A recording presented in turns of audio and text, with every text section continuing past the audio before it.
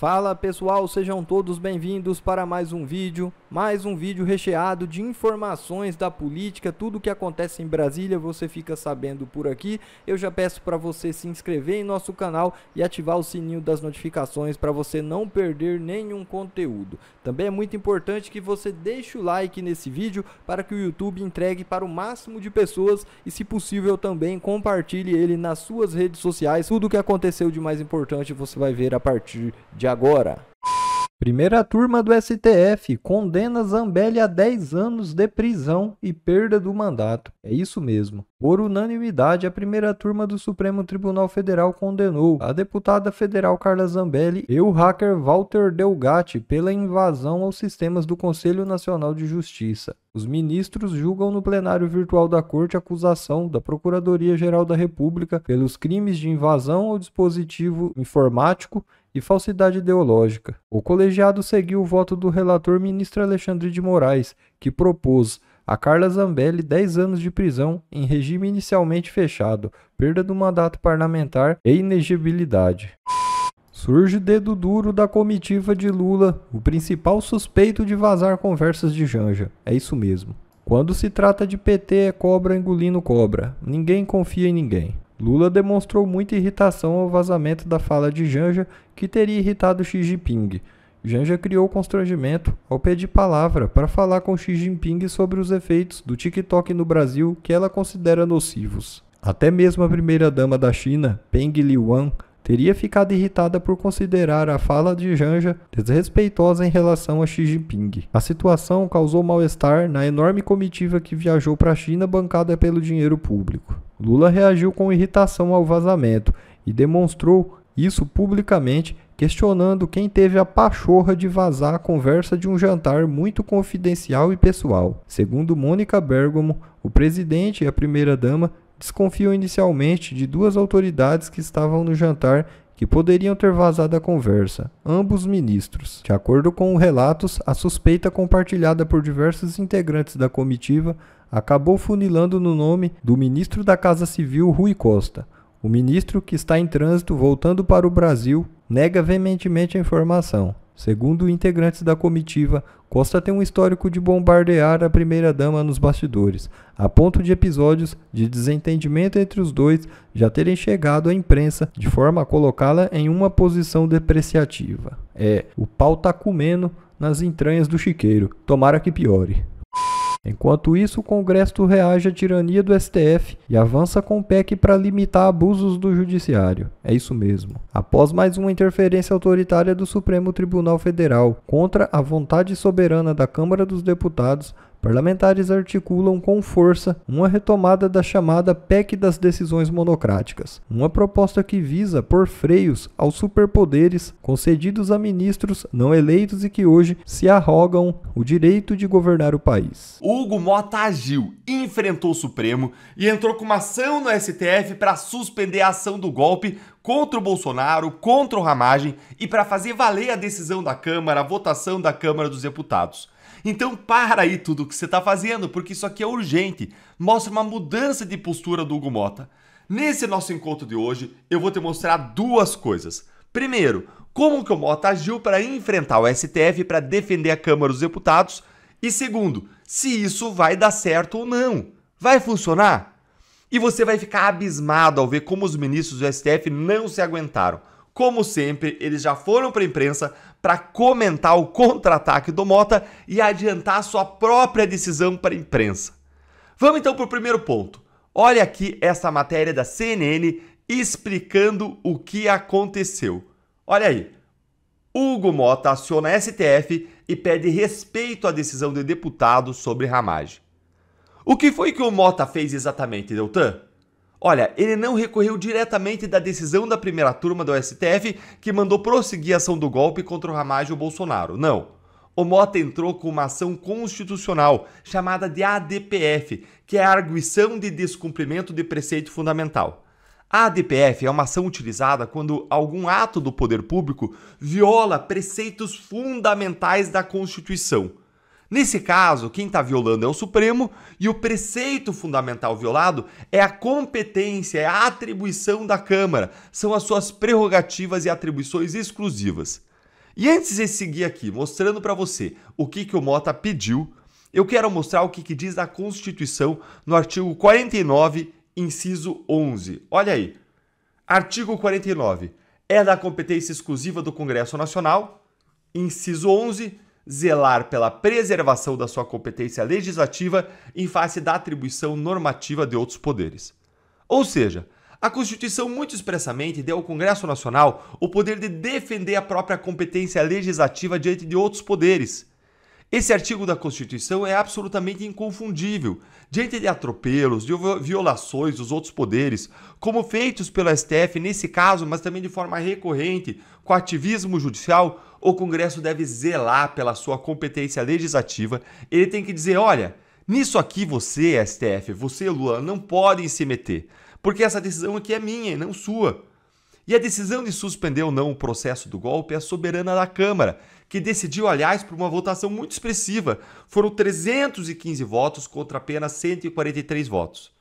E olha, diga o que você quiser do Hugo Mota, de todos os presidentes do Legislativo, desde Arthur Lira, Rodrigo Pacheco, Alcolumbre, com todas as outras críticas que eu e você temos contra o Hugo Mota, a gente precisa reconhecer que ele foi o único que tomou essa atitude inédita de entrar com uma ADPF no STF contra decisões dos próprios ministros. Algo que está escalando a crise institucional e constrange o Supremo. Mas, Eltan, isso aí vai resolver o problema? Olha, eu já vou te dizer, mas se você gostou dessa atitude do Mota em defesa dos deputados, senta o dedo no like para mais gente entender que a pressão funciona e para mais gente se animar com essa mudança de postura do Mota. E agora bora entender que o Mota pediu nessa ADPF. O que foi que ele pediu? Dá uma olhadinha aqui comigo, ó. Vamos ler aqui na matéria da CNN. O documento enviado pela Advocacia da Câmara dos Deputados ao STF afirma que o entendimento da Corte representa a violação direta e frontal aos preceitos fundamentais da separação de poderes e da imunidade parlamentar formal. Ao restringir de forma absoluta e desproporcional o alcance da prerrogativa conferida constitucionalmente ao Parlamento, a decisão esvazia o papel do Poder Legislativo na contenção de eventuais abusos no exercício da persecução penal contra os seus membros. É o que consta no documento. A Advocacia da Câmara também afirma que a finalidade da prerrogativa de suspender a ação penal não é imunizar o parlamentar de responsabilidade, mas é evitar que processos com viés persecutório ou motivação política comprometam a independência do mandato e regular o funcionamento da Casa Legislativa. Então, o que eles estão dizendo aqui, gente?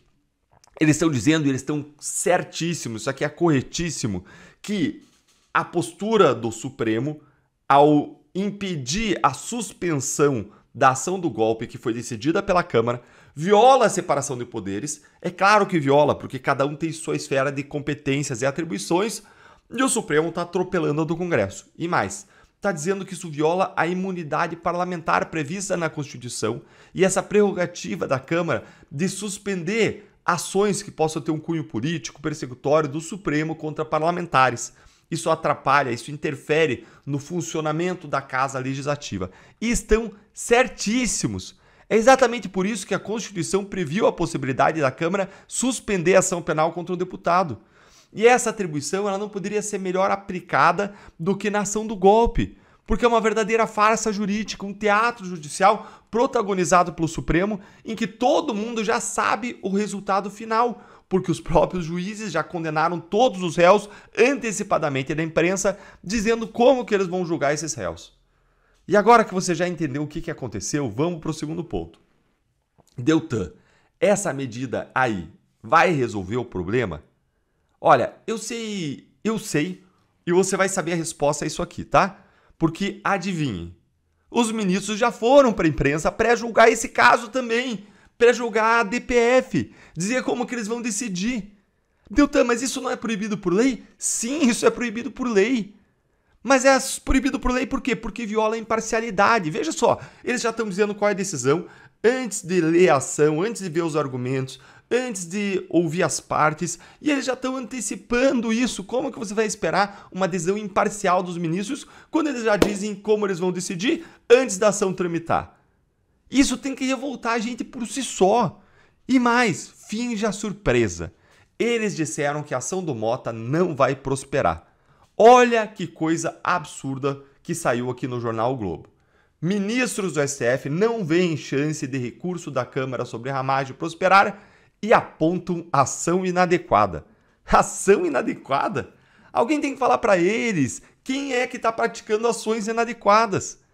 Eu lembro da Bíblia quando fala dos fariseus que apontam um cisco no olho do outro quando eles têm um tronco no seu olho. Um tronco, uma árvore no seu olho. E apontam um cisco no olho do outro. É o Supremo falando da ação da Câmara. Olha aqui o que diz a matéria. Ministros do STF avaliam que o recurso apresentado nesta terça-feira pela Câmara para que o plenário da Corte mantenha a suspensão do processo da tentativa de golpe contra o deputado Alexandre Ramagem não tem chances de prosperar. Não tem chances de prosperar, foi o que os ministros falaram, gente. Mas, para alguns ministros, uma ADPF não poderia ser usada em nenhuma hipótese para pedir uma revisão de uma decisão tomada pela turma. Eles alegam que o instrumento escolhido é inadequado, é equivocado. Ministros, tomem vergonha na cara. A ação mal foi proposta e vocês já estão na imprensa dizendo que ela não vai prosperar, antecipando sua decisão. Você quer uma prova maior do que essa, de que o problema dos abusos judiciais do Supremo não vai ser resolvido no Brasil, a não ser com o impeachment constitucional dos ministros? Eles não têm nenhum pudor, nenhuma postura de juízes, nada. Eles deveriam se manifestar apenas nos autos. Mas não, eles vão e eles comentam na imprensa até o que eles mesmos vão decidir. Eles estão agindo como políticos de toga. E eles fazerem isso aqui é mais uma evidência de que o Congresso precisa escalar a crise institucional e responder ao STF com remédios políticos, porque é a linguagem que os ministros do STF vão entender. Tomara que o Mota, não só depois dessa virada de chave dele de enfrentar o Supremo, ele se irrite ainda mais com isso, ele persevere, ele escale a discussão e que a pressão dos deputados por uma resposta ao Supremo aumente a ponto do Mota instalar a CPI de abuso de autoridade, que está lá na Câmara, parada, engavetada. É a CPI contra os abusos do Supremo que foi proposta pelo Marcel Van Hatten do Partido Novo e que já atingiu todas as assinaturas necessárias. Se o Mota não tiver disposição de fazer o que é certo e justo, que o faça por cálculo político. Porque imagina o quanto de gente que, como você, como eu, estão frustrados e ficam frustrados ao ver tudo isso acontecendo. O que a gente não pode fazer é desistir. Aquele ditado Deus ajuda quem cedo madruga, quem trabalha, deveria ser adaptado para dizer algo como Deus insiste aquele que persiste. Porque a perseverança não é só uma virtude bíblica, mas é o caminho de saída dos grandes problemas da vida. Hoje eu vou deixar os comentários abertos para você deixar neles a sua frustração. Mas também deixa uma palavra de ânimo, de perseverança, de incentivo, para que mais gente não desista. Veja que o Hugo Mota virou uma chave. Ninguém nunca tinha entrado com uma DPF. Quem sabe, no próximo passo, ele escala, ele aplica armas políticas e a gente vê a Câmara colocando o Supremo no seu lugar. O Senado colocando o Supremo no seu lugar. Ah, Deltan, é um sonho, mas me deixe sonhar e eu vou trabalhar para esse sonho acontecer. E o que vai tornar a nossa história mais bonita não vai ser a ausência de quedas e dificuldades, mas vai ser como nós juntos lutamos e superamos as quedas e as dificuldades. Um grande abraço. Eu quero aqui oficialmente deixar registrado que eu estou mudando de opinião sobre qual é a principal chave da oposição infiltrada no governo. Até ontem eu acreditava que fosse o Sidônio. Afinal de contas, o Sidônio tem feito uma contribuição fundamental para derrubar esse governo, quando ele pediu para que o Lula viajasse muito, falasse muito com a imprensa. Bom, mas nada do que o Sidônio fez se compara ao avanço que nós tivemos no sentido de derrubar a aprovação desse governo e aumentar a rejeição que a Janja tem nos dado. A Janja, eu acredito que ela deve ter brigado feio com Lula e agora decidiu apoiar a oposição de forma sorrateira. A Janja é a nossa infiltrada e eu vou te explicar por quê. A Janja conseguiu pegar a viagem da China, que seria a carta na manga do Lula para poder melhorar um pouco a sua imagem, né, trazendo de lá acordos bilaterais com a ditadura chinesa. A Janja conseguiu ofuscar isso tudo, você já sabe o comentário que ela fez. Tem mais, ela foi lá apresentar o filme Eu Ainda Estou Aqui, depois apresentou o Mapa Mundi de cabeça para baixo, como se fosse uma coisa fenomenal, passando mais vergonha no Brasil. Mas aí naquela reunião do Lula com Xi Jinping e outras autoridades do Partido Comunista Chinês, junto com a delegação do Lula, a Janja decide pegar a palavra e falar um absurdo, pedindo para a China ajudar a censurar o TikTok no Brasil.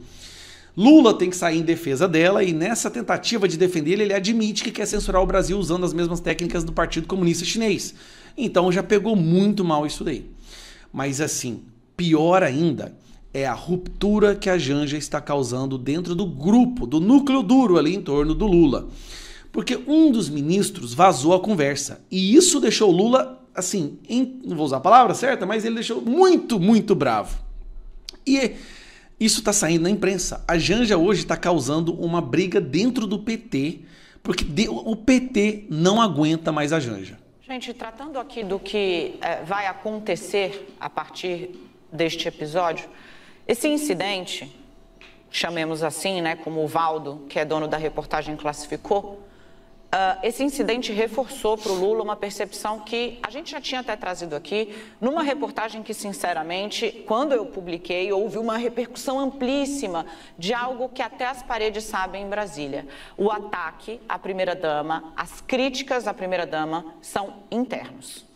Internos? Integrantes do governo, integrantes do Palácio do Planalto, integrantes da base aliada no Congresso Nacional e até integrantes do Supremo Tribunal Federal fazem críticas abertamente nos bastidores, entre eles a primeira-dama Rosângela Lula da Silva. A Janja é alvo de críticas e reparos há bastante tempo. Tá vendo? A Janja é nossa, gente. E isso acontece dentro do governo. O que o Lula está fazendo agora é buscar um culpado. Ele está, de fato, procurando o mensageiro, digamos assim, deste novo episódio. Se vai encontrar, não sabemos. Ou seja, ele está procurando quem vazou a conversa, o evento onde a Janja envergonhou o Brasil diante do Xi Jinping e da China. Isso vai resolver a questão? Não. A primeira-dama tem adotado um discurso junto ali da sua equipe de que ela vai sim seguir no combate ao que chama de misoginia interna e externa. É claro, é machismo. Não é incompetência, não é incapacidade, não, é o machismo.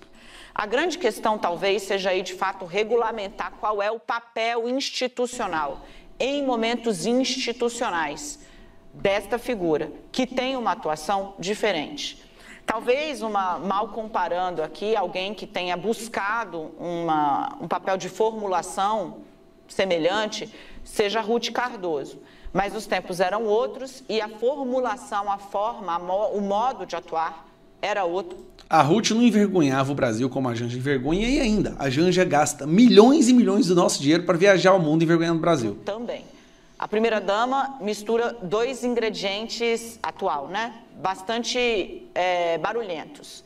Ela tem um discurso afirmativo forte e trabalha muito com rede social. Isso se mostrou uma combinação explosiva para dentro do governo. Então, nós temos uma situação onde o governo, o núcleo do governo não aguenta mais a Janja.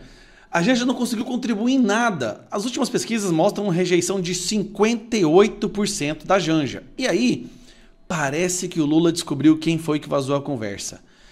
Rui Costa vira principal suspeito de vazar conversa de Lula e Janja com Xi Jinping. Rui Costa, um ministro do Lula, um nome forte dentro do PT, um ex-governador da Bahia. Bahia, que é o principal núcleo de eleitores do Lula. Bahia é um país que tem um estado que tem uma população muito grande, onde a esmagadora maioria vota no Lula. E o Rui Costa manda na Bahia. O Lula agora vai brigar com um cara da Bahia, o PT da Bahia. Isso é Janja, você é maravilhosa, Janja. Você tem que filiar no PL, não tem jeito. Filia no PL ou no Novo, você tem feito um trabalho fenomenal. E obrigado pelo trabalho que você tem feito. Continue viajando, não deixe esses machistas, não deixe esses misóginos te oprimirem. Vá pra cima, gente. Você tem que trabalhar. Eles não podem impedir uma mulher da sua estirpe, da sua envergadura de viajar ao Brasil. Viaja muito, país. Eu acho, agora eu não vou mais reclamar, eu não vou mais pedir nenhuma investigação do TCU. Eu acho que você deve viajar muito, muito. Continua fazendo esse trabalho que tem sido fenomenal. Você está causando uma briga entre um dos 2 maiores nomes do PT no Brasil. É sensacional. Bom, pessoal, esse foi mais um vídeo. Eu espero que vocês tenham gostado. Se vocês gostaram, deixa o like aqui para fortalecer nosso canal. Logo eu volto trazendo mais informações da política para vocês. Um forte abraço, fiquem todos com Deus e até a próxima.